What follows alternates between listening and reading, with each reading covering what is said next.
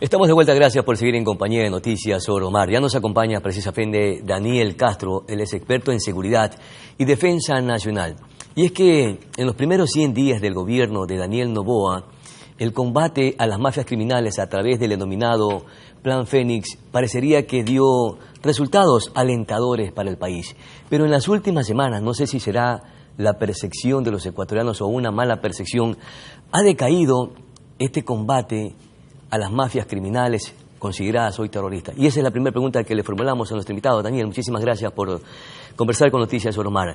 ¿Cree que ha decaído efectivamente el combate a la inseguridad, a las mafias criminales, o es una mala percepción? Bienvenido. Es una percepción. En primer lugar, para poder saber eso, tenemos que tener una cantidad de indicadores de medición que no tenemos en estos momentos. Lo que tenemos son básicamente percepciones mediáticas y las percepciones cotidianas que se producen por el hecho de que nos han robado. Han aumentado los actos violentos, se han aumentado también las modalidades de actos delictivos, como inclusive una visión la famosa vacunación, etcétera. Esos no son indicadores que nos permiten ver o visualizar que efectivamente ahí sí hay un tema. Han aumentado. Básicamente la orientación del gobierno ha sido hacia los temas de narcotráfico que se expresan en sicariato y asesinato. Pero cuando ya se trata de vacunas, que es un tema muy fundamental para el gobierno, ahí se requieren otro tipo de estrategia. Y cuando ya se trata de robos, por ejemplo, que también da la impresión de que han aumentado, claro, también se trata de otro tipo de estrategia. El Estado ecuatoriano tiene un gran problema de base, que es que no tiene dinero, está muy claro, endeudado. ¿Y esa es una justificación? Eso es la razón por la cual muchas de las estrategias que deberían estarse aplicando no se aplican con plenitud. Entonces el Estado... Y efectivamente hay estrategia, el plan Fénix se puede considerar como estrategia porque no sé si hay una percepción de que se está improvisando con el tema de seguridad. Bueno, es decir, hay aspectos de la política criminal ecuatoriana que no se están aplicando, pero hay aspectos de la política criminal ecuatoriana que se están utilizando mediante una doctrina, por ejemplo, la doctrina represivista y de la pero ha decaído esa doctrina represiva. No ha decaído. No ha decaído, sigue habiendo persecuciones a capos, a líderes de las logísticas del narcotráfico. En algunos casos han habido negociaciones, pero la mayor parte de las veces yo entiendo que ha habido una acción represiva bastante convincente y el Estado ha recuperado un poco el control del tema del narcotráfico y de los asesinatos. Y eso se lo ha hecho básicamente por su acción, además dentro de las penitenciarías. Esa ha sido a propósito de los centros de rehabilitación o cárceles o centros penitenciarios, el Gobierno Nacional inició un censo carcelario en todo el país con algunas cárceles en algunas regiones de nuestro territorio ecuatoriano, precisamente para realizar estos perfiles o tomas de perfiles genéticos con fines humanitarios. ¿Cuál sería el propósito de esto? Casualmente la Universidad Laica Eloy Alfaro de Manabí, con la profesora Sonia Barcia, que fue la fiscal que puso preso a los choneros, entre ellos al famoso Rasquiña, ella dirige una investigación sobre ese tema. Es decir, hay una conexión con la investigación científica ecuatoriana. La idea es tener una base de datos DNA de tipo mitocondrial que permita identificar cuál es el perfil genético de las personas, de manera que si dejan vestigios biológicos en la escena del crimen, sea mucho más fácil apresarlos nuevamente, o por lo menos indiciar sobre ellos, ¿no? En el caso en este caso se está aprovechando un poco el contexto, porque la Constitución impide que una persona le sea tomado vestigios biológicos sin su consenso. Entonces se está aprovechando el contexto penitenciario para poder conseguir estos consensos. Claro, a propósito, se dicen que hay más de 4.000 tomas que se han ejecutado hasta este minuto en algunas cárceles del país y que lo han hecho con consentimiento informado, pero también se dice por otro lado que no lo están haciendo de esta manera y por eso es que hay una probable pausa para iniciar en una segunda fase. ¿Se debe respetar el derecho del reo?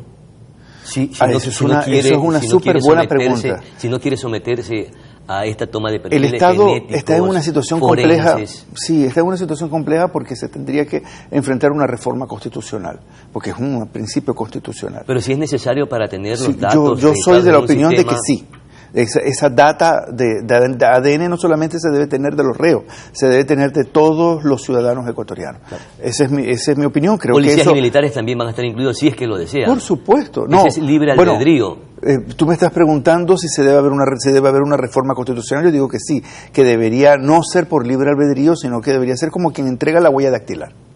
O sea, para todos los ecuatorianos. Para todos los ecuatorianos. Ahora, en el hecho es que legalmente hay una restricción constitucional sobre ese tema y se está aprovechando un poco la condición penitenciaria para poder conseguir los consentimientos informados.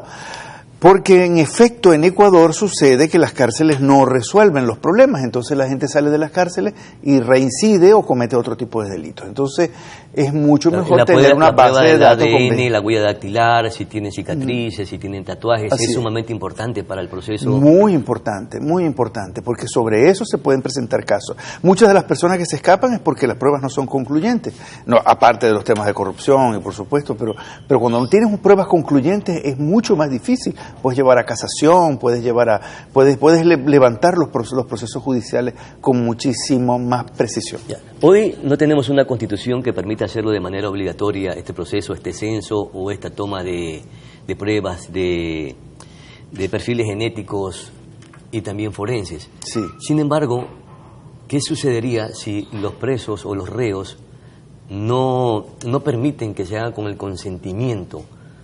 ¿En qué medida trunca este proceso que es importante para que el Ecuador tenga esos datos registrados en un sistema y pueda identificar a una persona que constriña con la ley, etcétera? Cuando yo fui asesor del Ministerio del Interior propuse que estas cosas se tienen que hacer inclusive si la gente no da los consentimientos, porque si no tienes los consentimientos tienes las listas de las personas que no dieron los consentimientos.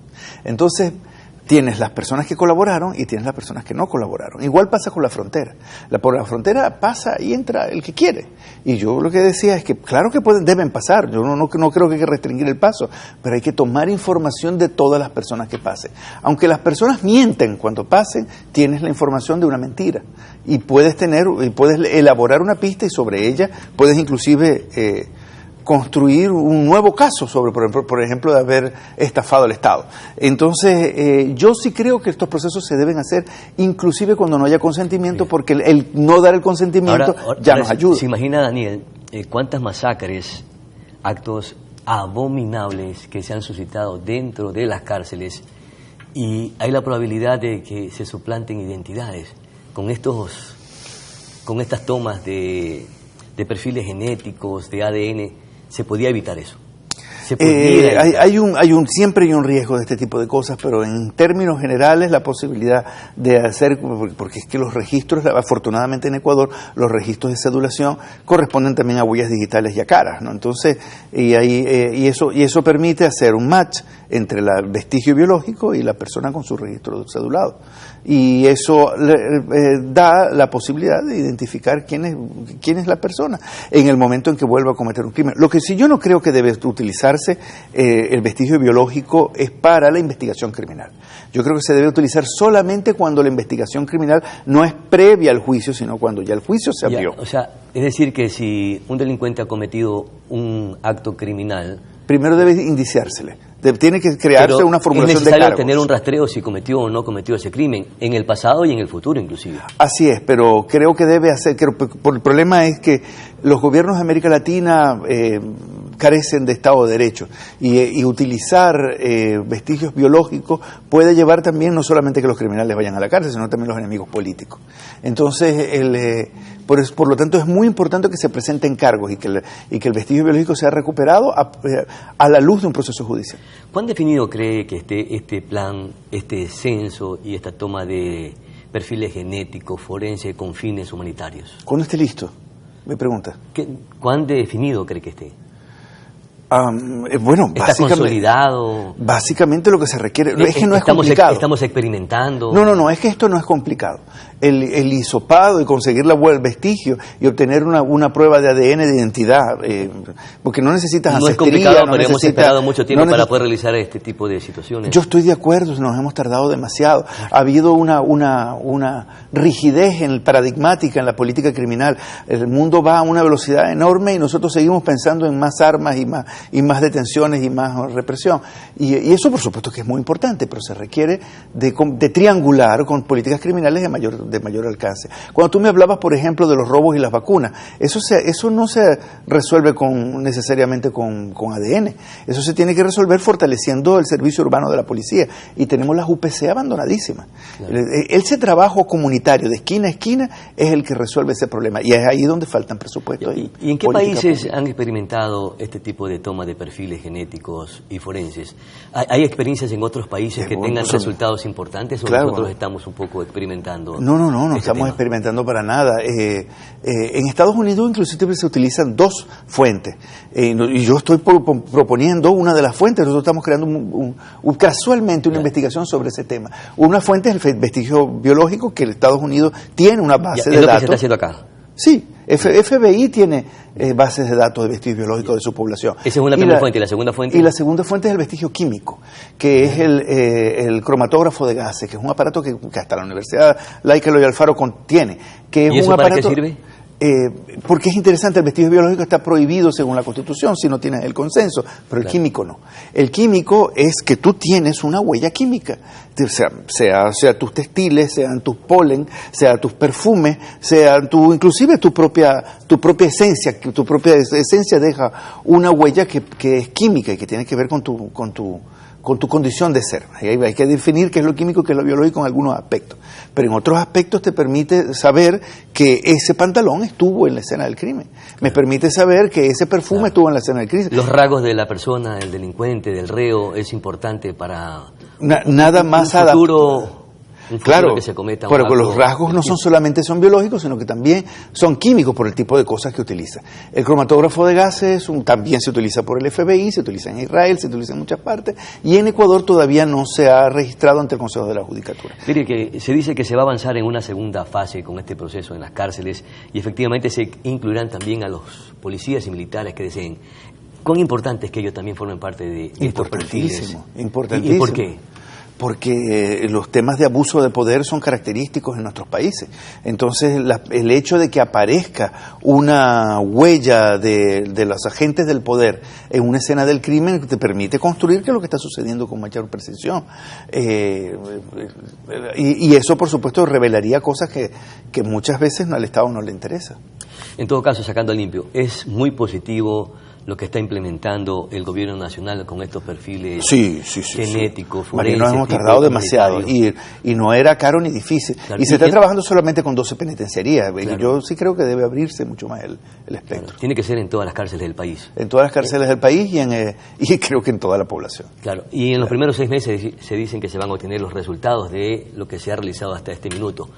¿Cuán importante es que en esos 6 meses se tengan resultados para poder iniciar con las otras cárceles o los otros centros penitenciarios? Pues la importancia es con una base de datos bien consolidada, una persona que pueda reincidir o cometer algún otro delito, aparece con vestigios biológicos en otra escena del crimen y tú vas directamente hacia la persona.